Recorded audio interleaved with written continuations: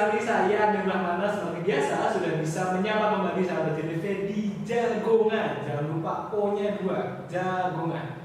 Setelah kita ngobrol dengan Rekomai minggu lalu dan ada juga warungrakyat.com, kita kembali ketemu dengan salah satu pemenang startup di Indigo Incubator 2014 yang sudah datang ke Jogja dari Jakarta. Dan saya merasa terhormat karena saya dikelilingi oleh para dokter sore hari ini. Selamat sore, Bapak dan Ibu dokter sekalian. Sore. Selamat datang di Jagongan. Kita kenalan dulu, sahabat JDV. Tidak usah kaget, kita bukan tiba-tiba berubah jadi dari talk show tentang startup ke talk show tentang kedokteran, tapi memang startup yang satu ini bergerak di bidang medikal, di bidang mobile health gitu ya, di bidang kesehatan yang membuat orang-orang bisa tahu lebih banyak tentang kesehatan dari websitenya. Kita ketemu dulu dengan Dr. Bimo. Ya, sore. Selamat sore Dr. Bimo. Ini adalah CEO dari Tanya Dok. Lalu ada juga Dr. Agnes. Halo, selamat sore. Yaitu Head of Operasional dari Tanya Dok ini dan di Dok ya. Dan juga ada Mbak Hana, Project Coordinator. Iya. Temenin saya bukan dokter ya Mbak Hana di sini ya.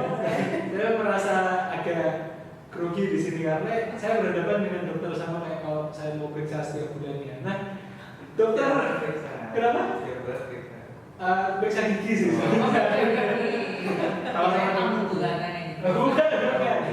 Nah, kali ini para dokter yang ada di sini, sahabat JDV, membuat sebuah idea dan menjadi pemenang di startup Indigo Incubator berupa Tidok.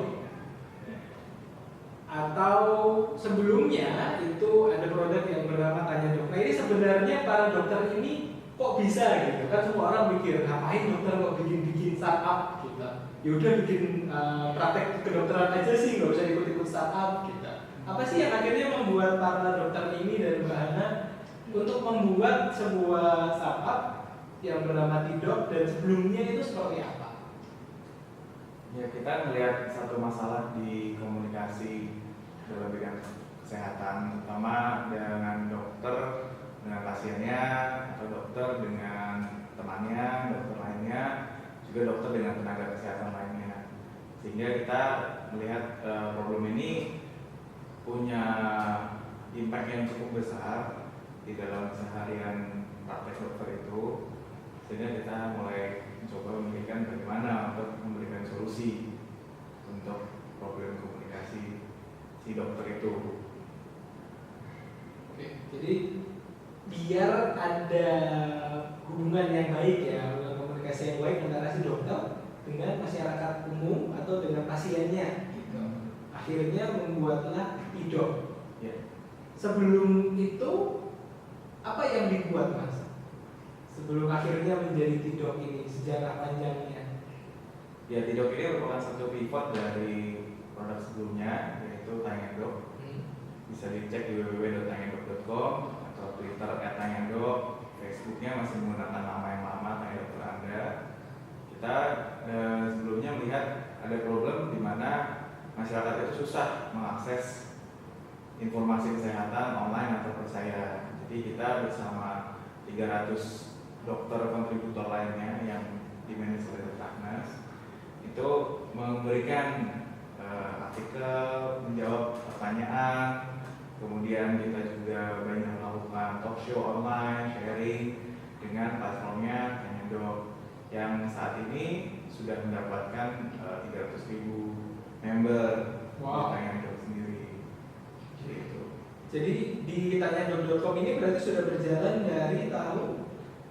Kalau Tanya Dok sendiri awal mulanya dari 2006 namanya Tanya Dokter Anda. Kemudian menjadi Tanya Dok itu 2012. Wow. Dari sepanjang 2012 sampai dengan 2014 sekarang sudah ada 300 member. 300 kontributor dokter 300 kontributor 300 kontributor dokter. dan banyak sekali masyarakat yang akhirnya ikut bertanya dan mendapatkan informasi dari sana. Iya. Luar Lebih biasa. dari 1,4 juta ya. lebih dari 1/4 juta selama. Ya itu adalah total anggota komunitasnya. Oke. Kalau ditanya setiap bulan ya lebih dari 600.000 visitornya. Wow. Mungkin sahabat JDV dari sekarang sudah bisa coba juga ya untuk klik di tanyadok.com dan bisa mendapatkan banyak sekali informasi tentang cara hidup sehat modern. Jadi bisa ngobrol langsung dengan dokter-dokter yang ada di sini, ada 300-an dokter dan banyak sekali informasi di sana. Nah, dari Tanya Dok ini teman-teman yang ada di PT Atoma Medical akhirnya mengajukan PIDOK untuk menjadi salah satu peserta di Bigo Inkubator. Setelah terpilih dari banyak sekali peserta yang masuk, apa yang menjadi pertimbangan teman-teman untuk bisa mengajukan ini dan akhirnya terpilih? Mungkin dokter Agnes ya. Oke, jadi tadi kan sempat sudah dijelaskan oleh Dokter Bimo juga bahwa sebenarnya kita melihat ada sebuah masalah komunikasi yang menurut saya itu sangat mendasar banget. Jadi kita perlu membina komunikasi dengan baik, tidak hanya antara dokter dengan pasien, itu kan yang menjadi sering kasus ricuh lah istilahnya. Tapi kita juga melihat komunikasi itu tidak hanya berjalan dari dokter ke pasien atau masyarakat umum, tapi itu juga dokter kepada sesama dokter dan dokter kepada rekan mereka yang lebih senior, misalnya dokter spesialis atau dokter yang lebih subspesialisasi lagi, karena dimana mereka bisa berdiskusi terus menambah ilmu pengetahuan kedokteran itu sendiri gitu. Jadi makanya kita selain itu kita juga melihat kenapa komunikasi ini menjadi tidak terbina dengan baik atau susah untuk terbina dengan baik. Itu salah satunya adalah problem waktu dan mobilitas dokter yang sangat tinggi. Oleh karena itu makanya kita come up dengan ide PIDOK sebagai mobile health application gitu.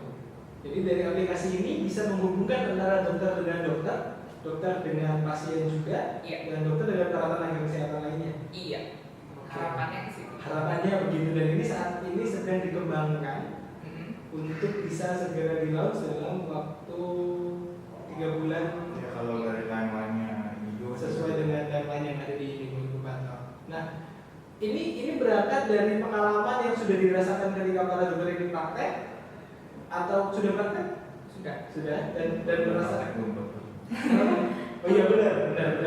Dan akhirnya sudah merasakan bahwa memang ini sangat penting dan akan sangat memudahkan para dokter yang ada di seluruh Indonesia. Pengalamannya bukan pengalaman pribadi saja, karena kita ngelola juga ada 300 kontributor.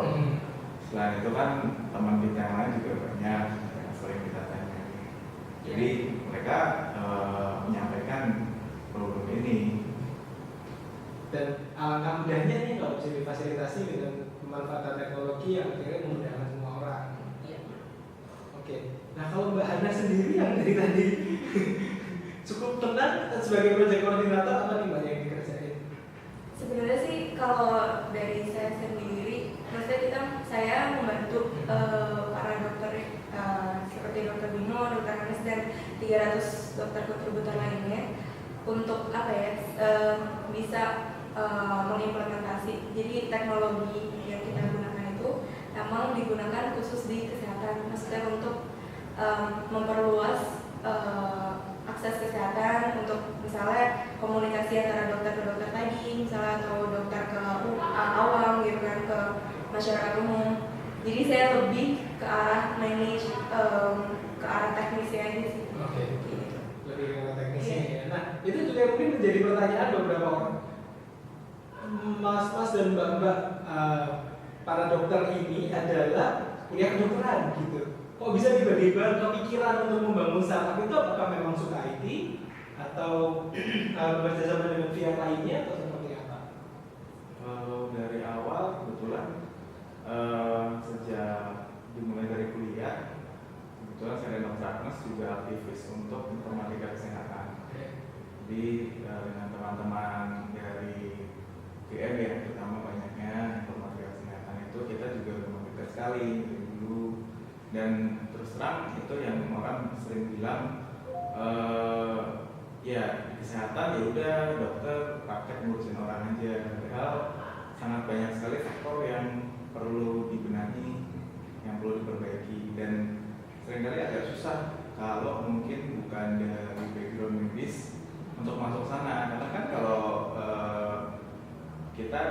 dokter paling nggak pernah praktek atau pernah di kerja lapangan ya, sebagai koas maupun dokter internship sekarang ada. Jadi benar-benar tahu seperti apa kenyataan di masyarakat melayani pasien yang nggak mampu bayar sampai yang ya bisa benar-benar bayar seperti itu. Jadi bisa melihat dunianya sehingga ketika ada problem yang dihadapi kita bisa memahami itu dan maksudnya mengerti secara mendalam itu apa masalahnya. Kemudian kalau masuk ke startup, sebenarnya teknologi ini kan terbuka ya untuk semua orang. Dunia bisnis juga terbuka untuk semua background. Salah satu co-founder kita yang sebagai developer itu juga dulunya pernah sekolah kedokteran. Gitu. Nah sekarang cuma memang fokusnya di development. Banyak juga teman-teman lain yang dari background IT, teman-teman dari ITB, teman-teman mahasiswa tingkat akhir yang punya interest ke kesehatan karena aplikasi kesehatan memang mulai booming ya saat ini. Jadi mereka sendiri mengajukan diri untuk membantu tim Kemenkop ini, tim Kemenkop ini dengan sebelumnya mungkin kita mengembangkan Kemenkop. Kalau tambahan dari saya sebenarnya dunia itu dinamis ya.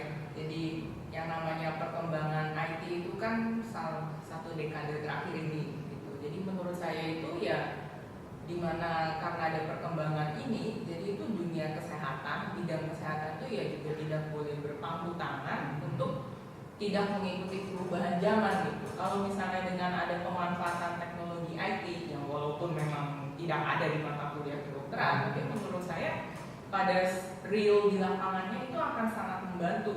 Bahkan Badan Kesehatan Dunia (WHO) pun juga sudah mulai mendorong para inovator-inovator muda di dunia itu untuk melakukan inovasi terkait mobile health gitu. Jadi menurut saya itu sudah ada gerakan yang mendunia gitu, terkait inovasi kesehatan di bidang mobile ini.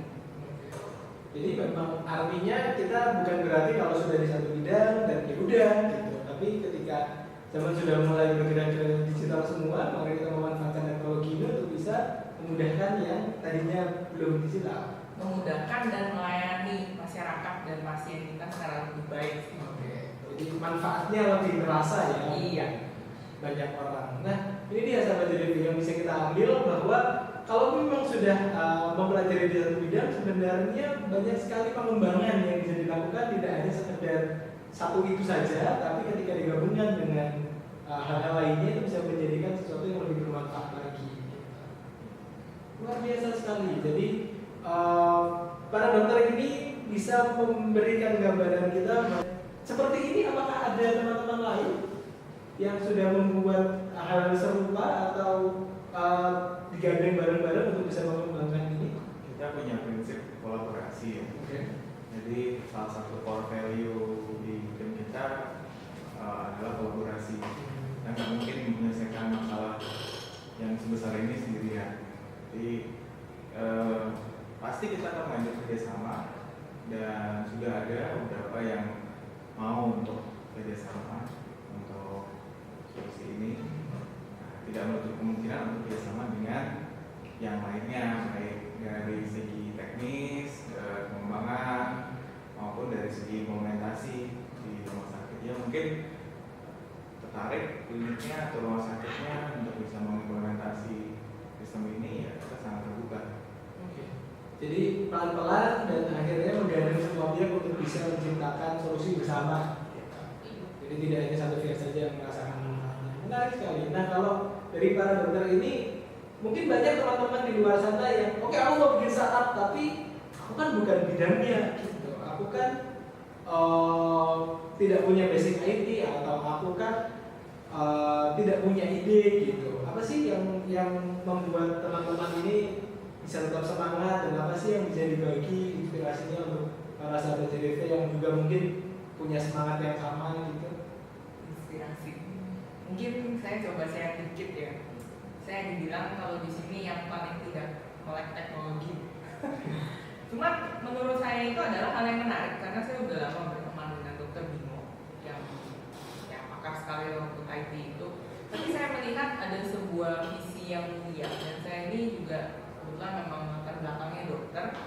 Saya kepengen untuk bisa gimana ya, ilmu kedokteran itu tidak hanya di ruang praktek saja. Ya pasien saya hanya itu aja gitu. Tapi menurut saya itu yang namanya health literacy, melek kesehatan, bagaimana orang itu menjangkau supaya orang itu mau lebih sehat gitu. Nah, itu yang memberikan saya semangat untuk mau berada di sini. Banyak hal terkait IT yang saya tidak tahu menahu, tapi saya belajar sendiri. Ya, searching Google lah, sekarang udah ada Google. Gitu, searching dan belajar sendiri. Kalau misalnya memang ada yang nggak dimengerti, itu bisa saya tanya kepada yang lebih ahli, misalnya ke Dr. Bimo, atau bahkan sekarang kan para pakar-pakar IT itu mereka juga membuat sebuah channel di mana kita bisa nanya langsung. Ya, selama ada kemampuan berbahasa Inggris atau modalkan Google Translate atau translasi apapun, menurut saya bisa langsung bertanya kepada pengarangnya, pengarang buku atau pengarang blognya gitu. Nah, kita bisa belajar dari situ. Jadi menurut saya itu inspirasinya adalah jangan khawatir, yang pasti itu terus mau maju berkembang dan terus mau belajar sih. Itu kalau dari saya. Mungkin kalau dari Dokter Bimo sedikit beda. Atau dari Mbak Hana boleh. Oke, kalau dari saya sendiri sih awalnya tuh emang tertarik dengan, jadi kan saya tuh backgroundnya dari biomedical engineering. Nah, di akhir semester saya mau selesai kuliah itu ada mata pelajaran namanya Health Information System. Nah, itu tuh saya belajar tentang apa ya, kayak sistem informasi di kesehatan itu sendiri. Jadi saya tertarik gimana sih caranya membuat masyarakat yang lebih dapat mengakses kesehatan dengan teknologi gitu. Terus gimana sih caranya ya itu dia, teknologi itu masuk ke dalam kesehatan dan membuat akses kesehatan itu sendiri menjadi lebih mudah. Seperti itu sih. Jadi ya, terus saya bertemu dengan tim Dr. Bimo dan Dr. Agnes. Kebetulan kita punya visi yang sama dan akhirnya kita mau terus maju itu sehingga masyarakat Indonesia tuh mempunyai akses kesehatan yang lebih baik. Kembali ke tujuan mulia ya, Iya. untuk membantu kesana. Kalau Dokter Bimo? Ya, kalau dari saya, pertama kita nggak bisa takut ya, apa yang ada di dunia ini seringkali ya sesuai dengan yang kita idamkan atau yang misalnya kita melihat dunia secara idealnya. Kalau kita lakukan itu dengan sebaik-baiknya, terus kita mau belajar memperbaiki, karena langkah pertama pasti salah kok. Ya, kita semua belajar dari kesalahan. Salah itu hal yang sangat baik, karena culture kita kan tidak mengembrace orang salah ya. Kalau orang salah itu dosa ya, tapi kalau yang baik sebenarnya orang salah nggak apa-apa, tapi dia tahu pasti apa yang dia pelajari dari kesalahan itu, kan? Karena ya world famous failures banyak sekali contohnya di luar sana, dan mungkin gue sebutkan satu. Tapi kita harus berani untuk salah, berani belajar, memperbaiki dan coba lagi. Sama seperti Tindok ini bukan hal baru. 2010 kemarin kita sudah pernah menciptakan teknologi yang agak mirip ya, mungkin cuma momennya mungkin kecepatan, terus monetasi model yang working, tapi ya kita coba lagi, kita berkembang, kita coba lagi. Jangan takut salah sebagai modal, terus mencoba, gigih untuk berusaha, tidak pantang menyerah, dan semua itu bisa dilakukan mau cari-cari pelan-pelan tapi pasti. Luar biasa sekali obrolan saya sore ini dengan para dokter dan Mbak Hana. Mbak Hana nggak apa-apa ya? Gak apa-apa, yang penting bagaimana kita bisa memberikan manfaat kepada sekitar kita, bagaimana kita bisa melakukan sesuatu dari langkah kecil tapi menjadi sesuatu yang bermanfaat bagi orang banyak. Terima kasih sudah mengikuti Jagongan episode Tidok. Saya bersama Dr. Agnes, Dr. Bimo, dan Mbak Hana. Kita akan ketemu lagi minggu depan dengan satu pemenang lagi, Indigo Incubator yang bertempat di JDV. Kalau mau ketemu dengan para personil Tidok ini bisa ditemukan di salah satu private room di JDV, sahabat JDV. Mulai menamati beberapa minggu yang lalu ya. dan bisa ngobrol langsung, mungkin bisa berkolaborasi, syukur-syukur. Dan jangan lupa subscribe channel YouTube JDV, youtube.com/telkomjdv, Twitter kita telkom_jdv, Facebook Jogja Digital Valley, dan website jogjadigitalvalley.com. Untuk yang sudah daftar, jangan lupa untuk verifikasi member di front office. Terima kasih banyak. Saya Adi Rahmana pamit. Terima kasih para narasumber kita hari ini. Terima kasih juga untuk Bapak Amit Rusni sebagai kameramen dan Bapak Sanggai Pramegara sebagai produser. Saya Adi Rahmana, terima kasih.